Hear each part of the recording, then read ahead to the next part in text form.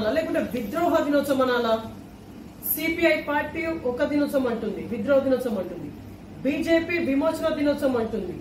BRS జాతీయ సమైక్య దినోత్సవం అంటుంది. కాంగ్రెస్ అంటే ఈ రోజు చాలా అఫీషియల్ గా అనౌన్స్మెంట్ కూడా చేయడం జరిగింది, ప్రజా పరిపాలన దినోత్సవం అని చెప్పేసి.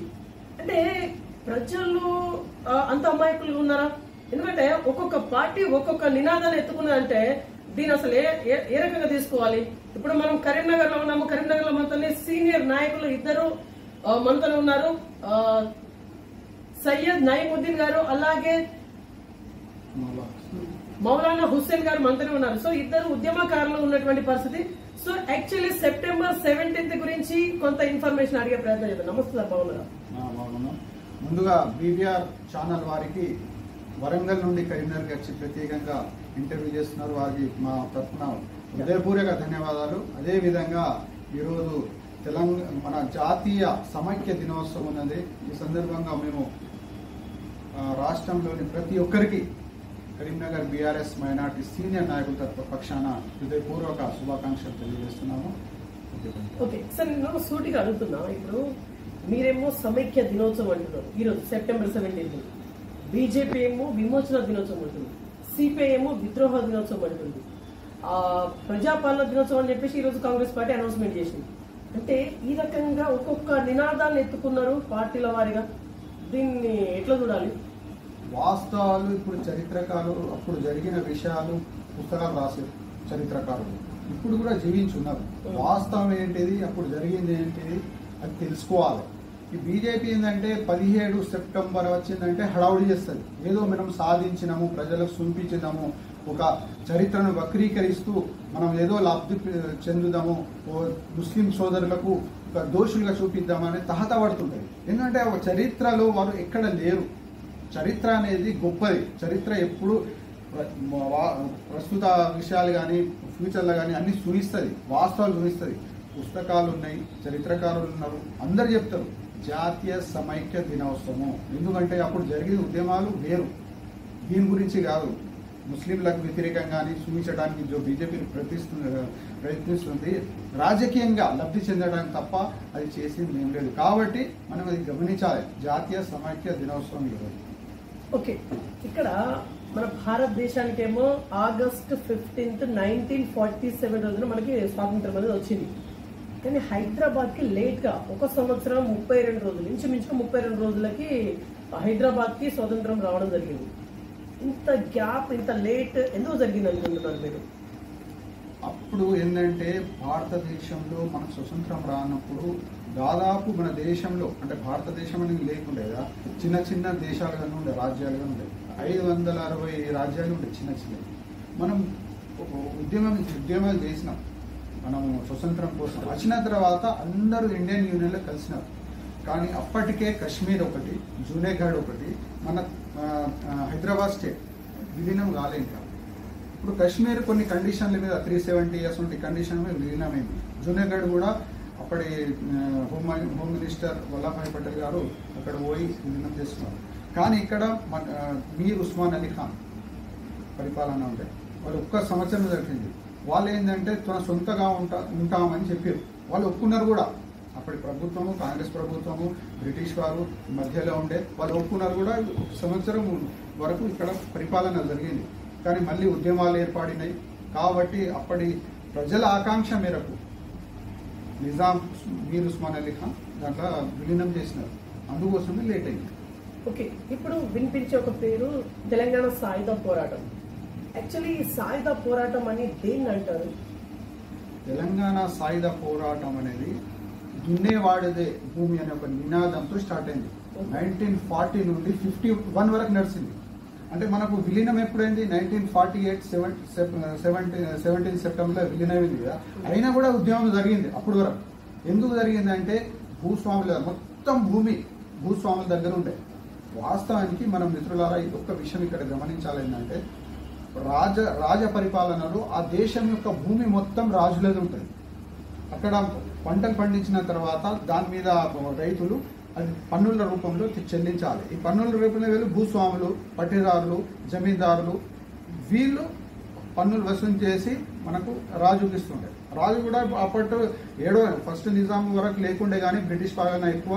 లాస్ట్ నిజాం పరిపాలన మీర్ ఉస్మాన్ అలీ ఖాన్ పరిపాలన వచ్చే వరకు బ్రిటిష్ ప్రభుత్వం దాదాపు మన అన్ని రాజ్యాల మీద ఆక్రమించుకున్నది భారతదేశంలో. అందరు పన్నులు కట్టారు, తను కూడా పన్నులు కట్టుకుంటుండే. అందుకోసమే అప్పుడు ఈ ఉద్యమం ఏర్పడింది, భూమి కోసం, వ్యక్తి చాకిరి విముక్తి కోసం. దానికోసం ఈ ఉద్యమం ఏర్పడింది. ఎవలకు వ్యతిరేకంగా? భూస్వాములకు.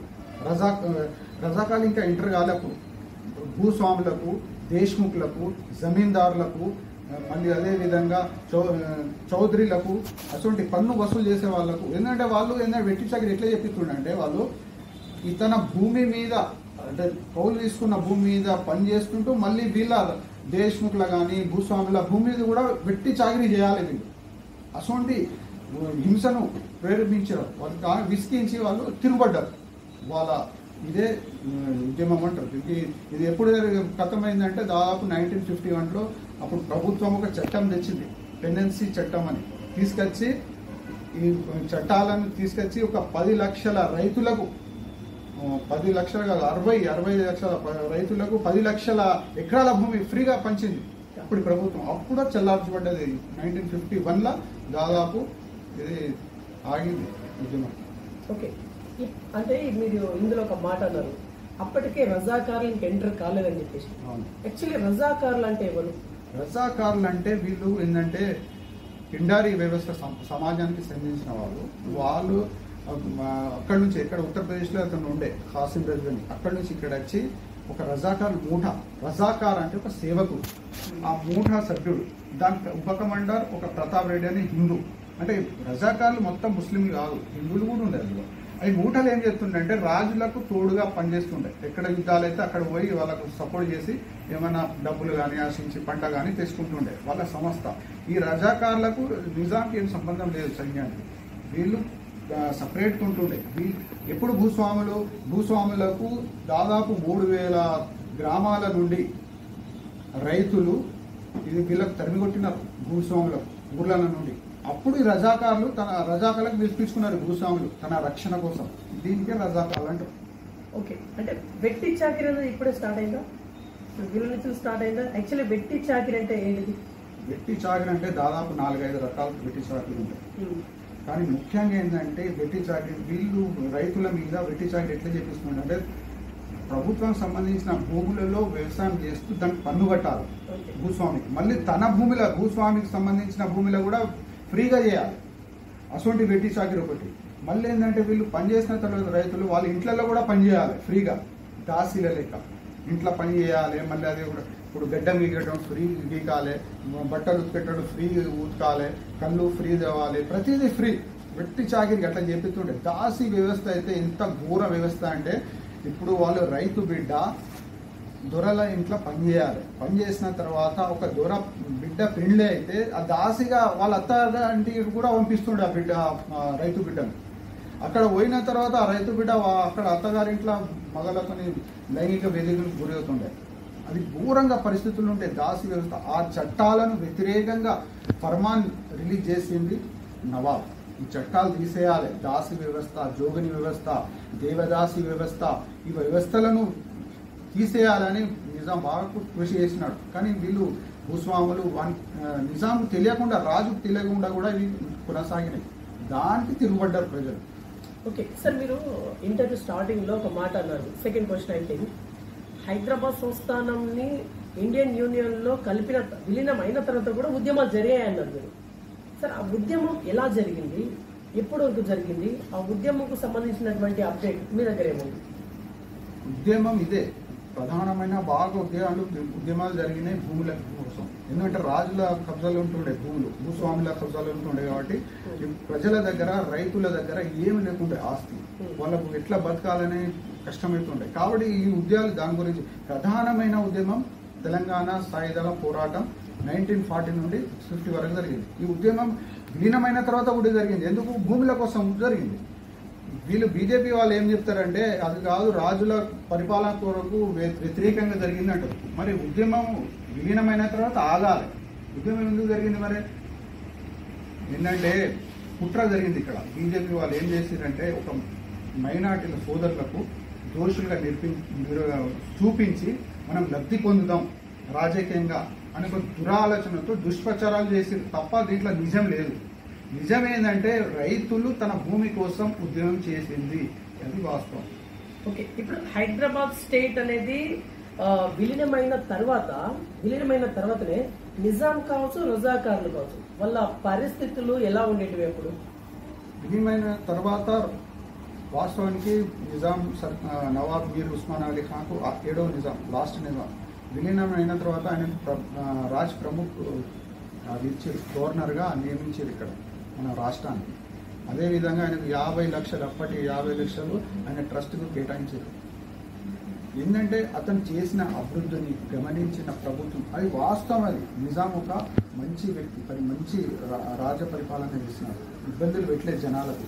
ఈ మధ్యవర్తులే చేసారు అన్ని, ఎన్నో పుకారులు లేపారు. లాస్ట్కు విలీనం కాకుంటే సైన్యం కూడా రజాకార్ల వేషం వేసుకున్నది, ముస్లింల వేషం వేసుకొని హైదరాబాద్లో అల్లరి చేసింది. కాంగ్రెస్ వాళ్ళు కూడా రజాకారులుగా తయారయ్యారు, సిపిఎం కూడా రజాకారులుగా తయారయ్యారు. రజాకారులు 4 రజాకారులు తయారయ్యారు. అప్పుడు అటువంటి పరిస్థితులు చరిత్రకారులు చెప్తారు, పుస్తకాలలో కూడా రాస్తుంది. కానీ వీళ్ళు ఏంటంటే చరిత్రను వక్రీకరించడానికి, ఏంటంటే చరిత్రలో లేరు కాబట్టి వీళ్ళు బీజేపీ అనేది వాస్తవంగా చరిత్ర మనం గమనిస్తే ఏ ఉద్యమం చేయలే, ఏ ఉద్యమంలో పాల్గొనలే, ప్రజల శ్రేషుకు ఎప్పుడు పనిచేయలే. కాబట్టి చరిత్రలో మనం ఉనికి ఎక్కడ పోతుందో అనే తహత చేయబడి దేశభక్తి చాటడానికి జై హింద్ అంటారు, ఒకసారి భారత్ మాతాకి జై అంటారు. అది భారత్ మాతాకి జై చెప్పింది ఒక ముస్లిం, జై హింద్ అని చెప్పింది నినాదమే ఒక ముస్లిం. అది అర్థం కాకుండా ఓ యువకులకు కన్ఫ్యూజ్ చేసి మనం రాజకీయంగా లబ్ధి పొందుదామనే తహత చేస్తుంటారు. ఓకే, మీరు 7వ నిజాం మీర్ ఉస్మాన్ అలీ ఖాన్ గురించి ఇప్పుడు కొన్ని మాటలు మాట్లాడారు కదా. యాక్చువల్లీ ఈ 7వ నిజాం మీర్ ఉస్మాన్ అలీ ఖాన్ అనే వ్యక్తి సెక్యులరేనా? ఆయన సెక్యులరేనా? 100% సెక్యులర్. వాస్తవానికి ఇప్పుడు మనకు స్వతంత్రం రాకముందు మన దేశంలో చిన్న చిన్న రాజ్యాలు ఉండే కదా, వాళ్ళు హిందువులు కొందరు ఉండే రాజులు, ముస్లింలు ఉండే. ఏ రాజు అయినా మత కోణంలో చూడలే ఎప్పుడు కానీ. తన ప్రజలు మంచిగా అభివృద్ధి చేయాలి, సంక్షేమం వాళ్ళకి అందాలి అని చూస్తుంది. కానీ బీజేపీ మాత్రమే మత కోణంలో చూస్తుంది. నిజాం పరిపాలనలో నిజాం పెద్ద పెద్ద దేవాలయాలు కట్టించారు, వేద పిల్లగాళ్ళకు చదివిస్తారంటే వాళ్ళకు ఫండ్స్ ఇచ్చినారు, పెద్ద పెద్ద యూనివర్సిటీ, హిందూ యూనివర్సిటీ, బనారస్ యూనివర్సిటీకి ఫండ్ ఇచ్చినారు.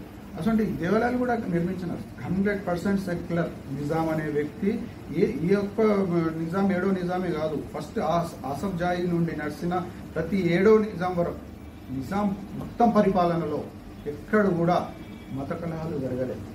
బీజేపీ ఇప్పుడు చూపిస్తుంది, వేటి సృష్టించడానికి ప్రయత్నిస్తుంది. కానీ మత కలహాలు రాజుల మధ్యలో గొడవలు అవుతున్నాయి, అంతేగాని హిందూ ముస్లిం ఇప్పుడు గొడవలు కాలే, ఇప్పుడు కూడా కావు. ఒక బీజేపీ తప్ప దానికి అదే లబ్ధి చెందడానికి ఇప్పుడు మనం చూస్తున్నాం. మన దేశంలో ప్రతి విషయంలో మతం ముందు పెడుతుంది, అది సమాజానికి మంచిది కాదు, అది మనం అర్థం చేసుకోవాలి. ఓకే, నిజాం పరిపాలన బాగా సాగిందని మీరు అన్నారు కదా. యాక్చువల్లీ హైదరాబాద్ స్టేట్ ని డెవలప్మెంట్ బాగా చేసిందా? అప్పుడు చేసినటువంటి డెవలప్మెంట్ పైన మీ కామెంట్ ఏంటిది? నిజాం పరిపాలనలో దాదాపు ఒక 300-600 సంవత్సరాల పరిపాలన జరిగింది. అప్పుడు డెవలప్ అయిందే, ఇప్పుడు ఏం చేయలేదు సార్ ఈ పరిపాలన. కేసీఆర్ గారు కొద్దిగా అభివృద్ధి చేశారు పరిపాలన. ఒక 10 సంవత్సరాలలో కాళేశ్వరం కట్టింది, చరిత్ర, ఇంటర్నేషనల్ చరిత్ర. ఇప్పటి వరకు ఎటువంటి కాలే. అదేవిధంగా సంక్షేమ పథకాలు ప్రజలకు కేసీఆర్ గారి పేరుంది. తప్పితే నిజాం పరిపాలన మొత్తం డెవలప్ అయింది హైదరాబాద్. యాక్చువల్గా Nizam medical college, Osmania university, ఇట్లా చెప్పుకుంటా పోతే ఆర్థోపెడిక్ హాస్పిటల్. మరి ఆర్టీసీ తీసింది ఎవరు? నిజామే. బొగ్గు గనులు తీసింది ఎవరు? నిజాం. 100% బొగ్గు గనులు నిజాందే ఉండే. ఇప్పుడు వాటలు పంచుకుంటున్నారు కేంద్ర ప్రభుత్వం, రాష్ట్ర ప్రభుత్వం కానీ, అది మొత్తం నిజాందే. నిజాం ప్రభుత్వంలో అండర్ గ్రౌండ్ సిస్టమ్ ప్రపంచంలో ఎక్కడ లేని హైదరాబాద్లో అండర్ డ్రైనేజ్ సిస్టమ్ ఏర్పాటు చేస్తుంది, లైటింగ్ సిస్టమ్. ఈ సిస్టమ్లన్నీ ఏర్పాటు చేసిందే నిజాం ప్రభుత్వంలో. ఫారెస్ట్ డిపార్ట్మెంట్ అని, ఎక్సైజ్ డిపార్ట్మెంట్ అని, పోస్ట్ ఆఫీస్ అని, బ్యాంకింగ్ సిస్టమ్, ఈ సెక్టర్లన్నీ తర్వాత మనము రాజ్యాంగం రాసుకున్న తర్వాత దానికి మార్పులు చేసిరు దీంట్లో సిస్టమ్లలో. కానీ ఈ సిస్టమ్లు తయారు చేసిందే నిజాం. నిజాంలో అభివృద్ధి చెందిన తర్వాత ఎప్పుడు జరగలే వాస్తవానికి. మన కేసీఆర్ గారు కూడా అసెంబ్లీలో సాక్షిగా నిజాం ఒక మంచి పరిపాలన చేస్తారని ఒప్పుకున్నారు. కేసీఆర్ గారు కూడా పొగిడించు నిజాంలో. ఓకే, నిజాం పరిపాలన పైన మీరు చాలా అద్భుతంగా చెప్పారు కదా. మరి ఇదే నిజాం మరణానంతరం ఏం జరిగింది, మీకున్నటువంటి ఒపీనియన్? నిజాం 1967లో మరణించారు. 1967లో మరణించిన తర్వాత ఆయన మీద ఉన్న ప్రేమను గమనిస్తే మన దేశంలో కాదు ప్రపంచంలో ఒక రికార్డు 10 లక్షల మంది శవయాత్రలో పాల్గొన్నారు. ఆయన శవయాత్రలో 10 లక్షల మంది పాల్గొన్నారు. అప్పటి ప్రధాని ఇందిరాగాంధీ కూడా, మాజీ రాష్ట్రపతి డాక్టర్ రాజేంద్ర ప్రసాద్ కూడా వచ్చి పెద్ద పెద్ద నాయకులు వచ్చి అప్పటి ఇక్కడ రాష్ట్ర ప్రభుత్వం కూడా సంతాప దినంగా ప్రకటించింది. జాతీయ జెండాను కూడా సగం వరకు దించారు. నిజాం ఒక సెక్యులర్ లీడర్, ఒక అభివృద్ధి చేసిన లీడర్, ఒక మంచి వ్యక్తి. ఆయనకు బద్నాం చేసి మనం లబ్ధి చెందాలని చెప్తే అది కుదరదు. ఎందుకంటే చరిత్రలు ఉంటాయి. ఇప్పుడు అంటే నిజాం అనే వ్యక్తి చాలా ధనవంతుడు. యాక్చువల్లీ ఆ ధనం అనేది ఎలా వచ్చింది, మరి నిజాంకి ఎలా వచ్చింది? నిజాం పరిపాలన చేస్తూ కూడా తన సొంత బిజినెస్ కూడా నడిపించినారు. బిజినెస్ వ్యాపారం కూడా చేసినారు. మన దేశమే కాదు ప్రపంచంలో హైదరాబాద్ అప్పుడు ఇంకా వజ్ర వ్యాపారి సంస్థ పెద్ద ఒక మార్కెట్. ప్రపంచంలో ప్రతి ఒక్కరు అక్కడ వచ్చి వజ్రాలు కొంటుండే. మన లెదర్ ఫ్యాక్టరీస్ కానీ, మైన్స్ కానీ ఇవన్నీ ఉండే. నిజాం హైదరాబాద్లో తన సొంత ఇది బిజినెస్ ఇది. దాంతో బాగా సంపాదించాడు. మళ్ళీ అభివృద్ధి కూడా చేసాడు. కోహినూర్ హీరా అంటారు, డైమండ్. ప్రపంచంలో ఎక్కడిది మన హైదరాబాద్. ఒక డైమండ్కి ఇట్లా పేపర్ వేడిగా పెట్టుకుంటుండే. అందరూ బ్రిటిష్ వారు కానీ ప్రపంచంలో కానీ పరిశాన్ అవుతుండే. అంత సంపాదన చేసిండు ఆయన, డెవలప్మెంట్ చేసిండు, అభివృద్ధి చేసిండు. హైదరాబాద్కి అట్లా చేసిండు. ఇందుకోసం ఇవాళ హైదరాబాద్ ప్రపంచంలో ఒక పెద్ద సిటీగా ఎదిగింది. ఓకే సార్, ఇప్పుడు ఈ ఉద్యమాల్లో ముస్లింల పాత్ర ఉందా? ముస్లింల పాత్ర ఉందా? మన దేశంలో ప్రతి ఊర్లో, మన రాష్ట్రంలో కాదు, మన దేశంలో ప్రతి ఊర్లో, ప్రతి గ్రామంలో, దాని మిట్టిలో ముస్లిం ఒక రక్తం ఉంది. ప్రతి ఉద్యమంలో పాల్గొన్నాడు ముస్లిం. స్వతంత్ర ఉద్యమంలో తన రక్తం ధారపోసేది. అతిగా చనిపోయిందంటే ముస్లింలే. రజాకార్ల పీరియడ్లో కూడా రజాకార్ల వేషాలు వేసుకొని సైన్యం, పటేల్ సైన్యం ఎన్నో ముస్లింలకు హింస చేసేది, చనిపోయారు. అది వాస్తవం. అది దుఃఖ పరిస్థితి లేదు. అది గుర్తు చేసుకుంటే బాగా దుఃఖం వస్తుంది. చరిత్రకాలు చెప్తే మనకు కళ్ళలో నీళ్ళు వస్తాయి. అటువంటి పరిస్థితి నడిచినట్టు ఎన్నో త్యాగాలు ఇచ్చారు ముస్లింలు. కానీ బీజేపీ వాళ్ళు ఎక్కడ లేరు. వాస్తవం వాళ్ళ మూలాలు ఏ ఉద్యమంలో లేవు. ఏ ఉద్యమంలో వాళ్ళ మూలాలు లేవు. భారతదేశం ఉద్యమంలో ఏ ఉద్యమంలో కానీ ఒక్క మూలం లేదు. వాళ్ళు ఆర్ఎస్ఎస్ అనేది ఇది బ్రిటిష్ వారికి ఒక పెన్షన్ తినుకుంటూ వారి ఏజెంట్లా పనిచేసింది. బీజేపీ అయితే ఎక్కడ లేదు. కానీ ఇప్పుడు మేమే ఒక దేశభక్తులం అని చాటి చెప్పడానికి ఏదో చేయడానికి చేస్తుంటారు వాళ్ళు. ఓకే సార్, మీరు ఇంటర్వ్యూ మధ్యలో ఐ థింక్ సెకండ్ క్వశ్చన్లోనే పిండారీలు అని చెప్పేసి ఒక మాట అన్నారు. యాక్చువల్లీ పిండారీలకును రజాకార్లకును నిజాంకి ఏమైనా రిలేషన్ ఉందా? నిజాంకు పిండార్లకు రజాకార్లకు వేరు వేరు సబ్జెక్ట్ ఇది. కానీ రజాకార్లు పిండార్లకు సంబంధం ఉంటుంది. పిండార్లు ఎందుకంటే పిండార్లు కూడా అదే సమాజానికి చెందిన వాళ్ళు. మహారాష్ట్రలో పిండారి వ్యవస్థ ఉంటుండే. అక్కడ వీళ్ళది ఏంటంటే చిన్నప్పటి నుంచి వాళ్ళ గుర్రాలు నేర్పుడు, ఆయుధాలతో కొట్లాడులు వాటి చేస్తుండేవాళ్ళు. రాజుల మధ్యలో గొడవలు అయితే ఏ రాజుకైనా సపోర్ట్ చేసి వాళ్ళ దగ్గర నుంచి కొంత పంట తీసుకున్నాడు, పైసలు తీసుకున్నాడు చేస్తుండేవాళ్ళు. బ్రిటిష్ ప్రభుత్వం వచ్చిన తర్వాత పిండారి సమాజాన్ని మొత్తం నాశనం చేసింది, తీసేసింది. ఎందుకంటే వీళ్ళతో ఇబ్బంది అవుతుందని. మనకు బాహుబలి సినిమాలో కూడా మనం చూడొచ్చు. కట్టప్ప చెప్తాడు, దేవసేన ఇంట్లో ఉన్నప్పుడు కట్టప్ప వచ్చి 4 o'clock పిండారీలు అత్తులు తొందరగా మనం యుద్ధం చేయాలి అంటే అప్పుడు బాహుబలి సపోర్ట్ చేసి ఆ సామ్రాజ్యాన్ని కాపాడుతాడు పిండారీలతో. ఈ పిండారి అంటే ఒక పేరు ఎట్లా వచ్చిందంటే అది ఒకటి నాటు సారా దొరుకుతుంది పిండారిని మహారాష్ట్రలో. ఆ తాగిన వాళ్ళకు పిండారులు అంటే అది వేరే వాళ్ళు తాగలేరు, అంత ఘాటుగా ఉంటుంది. అంటే వీళ్ళు కూడా యుద్ధంలో బాగా స్ట్రాంగ్ ఉంటారు. అందుకని వీళ్ళకు బాగా రాజులు శివాజీ కూడా యూజ్ చేశారు పిండారులో. ఔరంగజేబ్ మీద కూడా వీళ్ళు తిరుగుబాటు చేశారు పిండారులు. అంటే ఆ సమాజానికి చెందిన వారు రజాకుల్ టైప్ అన్నట్టు, ఈ మూఠలు అన్నట్టు.